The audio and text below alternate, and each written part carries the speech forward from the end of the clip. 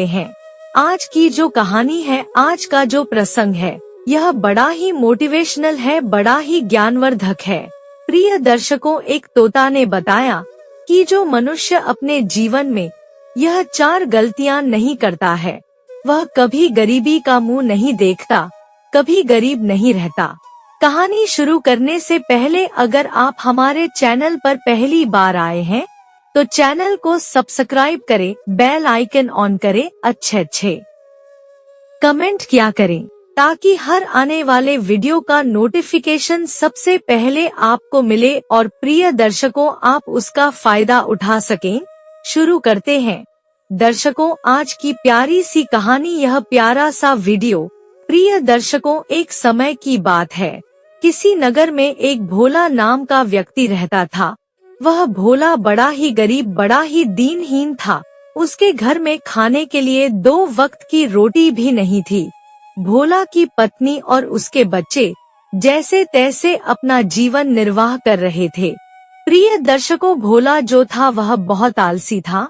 वह कभी कोई कार्य नहीं करता था, मन लगा कर के कोई काम नहीं करता था और पूरा दिन अपने घर पर पड़ा रहता था, आराम करता रहता था। भोला के आलस के चलते भोला दिन पर दिन कंगाल होता जा रहा था। प्रिय दर्शकों, भोला की पत्नी भी अपने पति से कहती थी कि पिया जी, आप कोई काम नहीं करते हो, धन अर्जित नहीं करते हो। अगर ऐसा ही चलता रहा तो हमारे बच्चे भूखे मर जाएंगे। हमारे घर में खाने के लिए 2 वक्त का खाना भी नहीं है। बच्चे रोते बिलखते रहते हैं। अब आप ही बताइए, मैं उन्हें क्या बनाकर खिलाऊं, किस प्रकार उनकी भूख मिटाऊं। प्रिय दर्शकों, परंतु वह भोला अपनी पत्नी की बात सुनकर कुछ दिन तो काम किया करता था। दूसरों के खेतों में जाकर मेहनत मजदूरी किया करता था, परंतु 2 दिन काम करने के बाद तीसरे दिन फिर वह घर में आकर और आराम करने लगता। दर्शकों, लगातार मन लगाकर के भोला कोई काम नहीं करता था। नगर के आवारा मित्रों के साथ या तो वह नगर में घूमता रहता या फिर आकर अपने घर में आराम करने लगता और जो भी रूखा सूखा मिलता उसे खाकर अपनी भूख मिटा लिया करता। इसी प्रकार प्रिय दर्शकों, वह भोला अपना जीवन काट रहा था, परंतु ऐसी बात नहीं थी कि वह अपने जीवन से संतुष्ट था। उसे अपने मन में बहुत बुरा लगता था।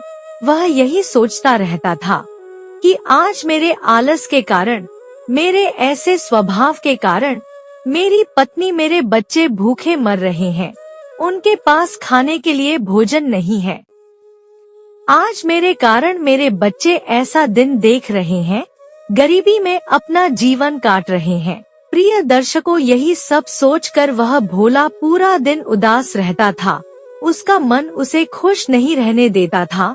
वह अंदर से यह जानता था कि मैं बहुत गलत कर रहा हूँ, परंतु प्रिय दर्शकों, भोला अपने आलस की आदत को नहीं सुधार पा रहा था। वह जब भी कोई काम करने का प्रयास करता तो उसे आलस आ जाता और वह घर जाकर आराम करने लगता, चारपाई डालकर और गहरी नींद में सो जाता। इधर उसकी पत्नी नगर में कुछ लोगों के यहाँ काम करने जाती, लोगों के झूठे बर्तन साफ करती और उससे जो थोड़े बहुत पैसे मिलते उससे वह अपने बच्चों का पालन पोषण कर रही थी। यह देखकर भोला को और भी बुरा लगने लगा। प्रिय दर्शकों, इसी प्रकार कई दिनों तक चलता है और एक दिन भोला निश्चय करता है कि मेरे जैसे मनुष्य को जीवन जीने का कोई अधिकार नहीं है। जो अपनी पत्नी, अपने बच्चों का लालन पालन नहीं कर सकता, ऐसे मनुष्य को आत्महत्या कर लेनी चाहिए। यही सोचकर प्रिय दर्शकों, भोला जंगल की तरफ निकल पड़ता है। वह अपने बीवी बच्चों को कुछ भी नहीं बताता है और कहता है कि मैं बहुत जल्द लौट कर आऊंगा। इतना कहकर भोला जंगल की तरफ निकल पड़ता है और सोचता है कि जंगल में जाकर मैं आत्महत्या कर लूंगा, किसी नदी में डूबकर मर जाऊंगा। प्रिय दर्शकों, यही सोचकर भोला जंगल में चला जाता है। कुछ देर चलने के बाद भोला एक बहुत घने जंगल में पहुंच जाता है। घने जंगल में पहुंचकर वह थक हार कर एक पेड़ के नीचे जाकर बैठ जाता है और रोने लगता है।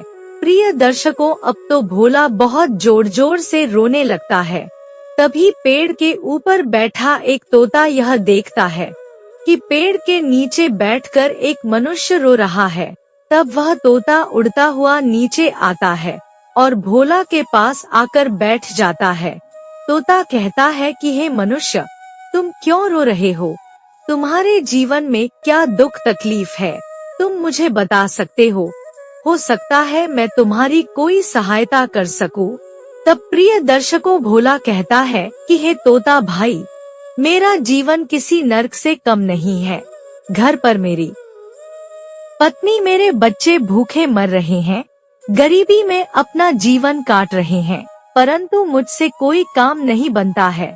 मैं जो भी काम करने जाता हूँ, कुछ देर करने के बाद मुझे आलस आ जाता है और आकर मैं अपने घर में सो जाता हूँ। मेरे इसी आलस के चलते आज मेरे परिवार की ऐसी हालत है, मेरे घर की ऐसी हालत है। ऊपर वाले ने मुझे बहुत बड़ी कमी दी है। मुझे समझ में नहीं आता कि मैं बाकी मनुष्यों की तरह कोई काम क्यों नहीं कर सकता, क्यों अपने परिवार का लालन पालन नहीं कर सकता। यही चिंता से परेशान होकर आज मैं आत्महत्या करने जा रहा हूँ। मैं और ऐसी जिंदगी नहीं जीना चाहता। प्रिय दर्शकों, भोला की इतनी बातें सुनकर तोता कहता है कि अरे भाई भोला, आत्महत्या करने से आज तक किसका भला हुआ है?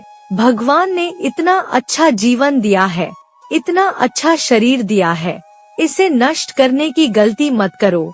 आज मैं तुम्हें एक बहुत ही अच्छी, बहुत ही ज्ञानवर्धक कहानी सुनाता हूँ, और अगर तुमने इस कहानी को ध्यान से सुन लिया और इस कहानी में बताई गई बातों को अपने जीवन में उतार लिया, तो तुम कभी गरीब नहीं रहोगे। प्रिय दर्शकों, तोता अपनी कहानी प्रारंभ करता है। तोता कहता है कि हे भोला, कुछ समय पहले की बात है। एक चंदनपुरी नाम के नगर में दो भाई रहा करते थे। बड़े भाई का नाम श्याम था और छोटे भाई का नाम किशोर था। वह दोनों भाई बड़े ही गरीब थे। वह दूसरों के घरों में, दूसरों के खेतों में मेहनत मजदूरी करके अपना जीवन निर्वाह कर रहे थे।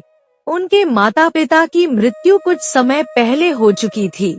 अब घर में वह दोनों भाई ही बचे थे और जैसे तैसे अपना जीवन काट रहे थे। श्याम और किशोर दोनों ही एक दूसरे से बड़ा प्रेम करते थे। पूरा दिन मेहनत मजदूरी करने के बाद उन्हें जो भी पैसे मिलते, उनसे वह घर में भोजन आदि की वस्तुएं लेकर आते और उसके बाद भोजन बनाकर अपना पेट भरते। इसी प्रकार प्रिय दर्शकों, श्याम और किशोर अपना जीवन निर्वाह कर रहे थे। कई सालों तक इसी प्रकार चलता है। फिर एक दिन की बात है। श्याम अपने छोटे भाई किशोर से कहता है कि भाई, हम कब तक इस प्रकार गरीबी में अपना जीवन काटेंगे? कब तक हम इस पुरानी सी झोपड़ी में रहेंगे? कल को हमारा विवाह होगा, हमारी शादी होगी, और जब हमारी पत्नी आएंगी तो हम उन्हें कहाँ रखेंगे, कैसे रखेंगे? प्रिय दर्शकों, तब किशोर कहता है कि भैया, आप बिल्कुल सही बात कर रहे हैं।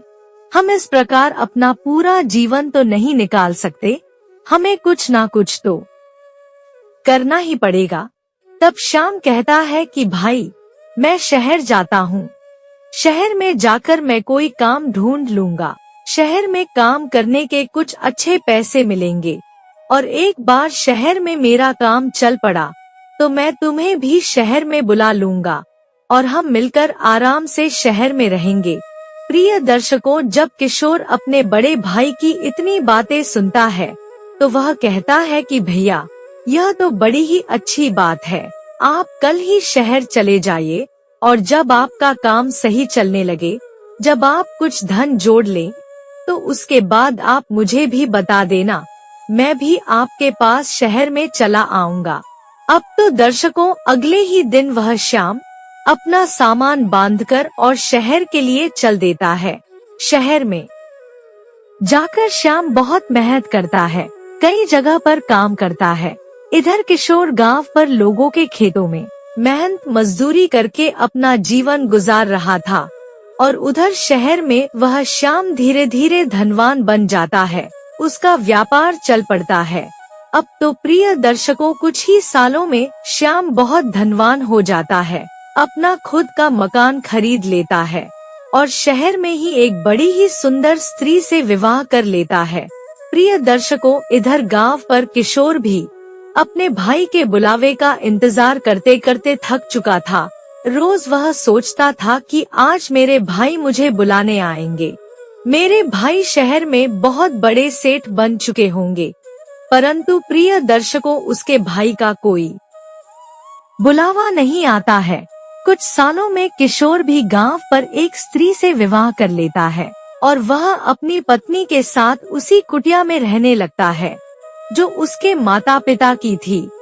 किशोर दूसरों के खेतों में हल चलाता, मजदूरी करता और उससे जो पैसे मिलते उनसे ही अपना और अपनी पत्नी का पेट भरता। कुछ समय तक ऐसा ही चलता रहता है। फिर एक दिन किशोर की पत्नी गर्भवती हो जाती है। पत्नी के गर्भवती होते ही किशोर बड़ा प्रसन्न होता है, सोचता है कि अब हमें संतान का सुख प्राप्त होने वाला है। परंतु प्रिय दर्शकों, उसके मन में एक दुख भी था। वह यह भी सोच रहा था कि हमसे हमारा और हमारी पत्नी का खर्चा बड़ी मुश्किल से निकल रहा है।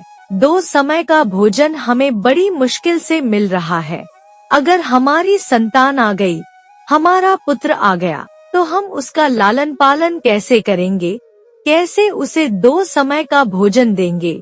परंतु प्रिय दर्शकों, संतान के आने की खुशी में वह अपने दुख को भूल जाता है और बड़ा ही प्रसन्न होकर अपनी मेहनत 2 गुना कर देता है। अब तो वह किशोर दिन में भी दूसरों के यहाँ मजदूरी करता और रात होते ही दूसरी जगह जाकर मेहनत करने लगता। कुछ समय में किशोर की पत्नी एक बड़े ही सुंदर पुत्र को जन्म देती है। अब तो बाप बनने की खुशी में किशोर बड़ा ही प्रसन्न था। परंतु प्रिय दर्शकों, किशोर इतना धन